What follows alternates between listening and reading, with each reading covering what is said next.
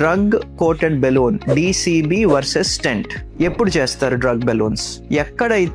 ఎప్పుడైతే స్టెంట్ పెట్టలేని సిచ్యువేషన్స్ ఉన్నాయో, లేదా రక్తనాళం సైజ్ అనేది చాలా స్టెంట్ పెట్టే అంత సైజ్ లేకపోయినా, లేదా ఏదన్నా ఆపరేషన్కి ముందు స్టెంట్ పెడితే రక్తాన్ని పల్చబరిచే మందులు ఆపలేం కాబట్టి, ఆపరేషన్ చేసుకోలేం కాబట్టి, ఆపరేషన్కి ముందు రిస్క్ తగ్గించడానికైనా, ఇలాంటి సిచ్యువేషన్స్లో ఈ మందు బెలూన్స్ అనేవి చాలా ఇంపార్టెంట్ అండ్ చాలా యూస్ఫుల్. కొంతమందికి కొత్తగా 30 ఏళ్ళు వయసు వాళ్ళకి, 25 వయసు వాళ్ళకి కూడా హార్ట్ అటాక్లు వస్తున్నాయి. చాలా మందికి స్మోకింగ్ వల్ల, కొకెయిన్ హ్యాబిట్స్ వల్ల హార్ట్ అటాక్లు వస్తున్నాయి. అలాంటి వాళ్ళకి 25 వయసులో మనం స్టెంట్ పెడితే, రక్తనాళాన్ని లోపల నుంచి రిపేర్ చేసి యాంజియోప్లాస్టీ చేసి స్టెంట్ పెడితే, వాడు ఒక 10-20 సంవత్సరాల్లో అది ఎలాగో మళ్ళీ మూసుకుపోయే ఛాన్సులు ఉంటాయి. సో చిన్న వయసు వాళ్ళకి స్టెంట్లు పెట్టడం అనేది రిస్క్.